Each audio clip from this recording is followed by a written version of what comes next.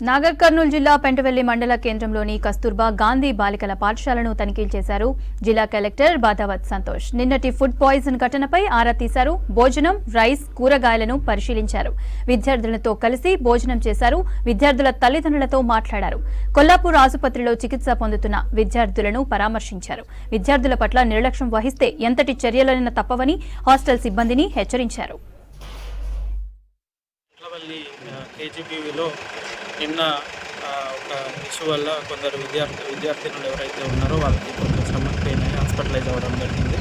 So వాళ్ళ పరిస్థితి ఇప్పుడు తెలుసుకోవడం జరిగింది. వాళ్ళందరూ స్టేబుల్ అయి ఉన్నారు. ఒక టీము ఇక్కడ కూడా అదేవిధంగా అక్కడ మెడికల్ టీంకి కూడా ఇన్స్ట్రక్షన్ ఇవ్వడం జరిగింది. వాళ్ళకి 24 hours అబ్జర్వేషన్.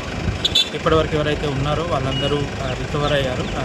ఇప్పటివరకు స్టేబుల్గానే ఉన్నారు. వాళ్ళందరూ ఇప్పుడు రిటర్న్ వస్తారు. అయితే దీనికి ఏదైతే కారణం ఏదైతుందో వచ్చి ఇక్కడ ఫుడ్ సరిగా ఉందా లేదా, డ్రింకింగ్ వాటర్ వస్తున్నాయా లేదా అనేది వచ్చి కేజీబీ పెట్రోల్కి వచ్చి వెరిఫై చేయడం జరిగింది. చూస్తే వాళ్ళకి ఒకటి ఆర్ఓ ప్లాంట్ కావాలని రిక్వెస్ట్ చేయడం జరిగింది. నేను కూడా ఇమీడియట్గా ఇక్కడ ఆర్ఓ ప్లాంట్ ఒకటి పెట్టేయడం జరుగుతుంది. సో దట్ వాళ్ళకి డ్రింకింగ్ వాటర్ వైజ్ ఎటువంటి ఇష్యూ లేకుండా ఫుడ్కి సంబంధించినంత వరకు కూడా హైజీన్లో కానీ, లేకపోతే సప్లై చేసే కూరగాయలు కావచ్చు, లేకపోతే సప్లై చేసే రైస్ కావచ్చు, ఎక్కడ సప్లై చేసే వాళ్ళ దగ్గరికి ఏమున్నా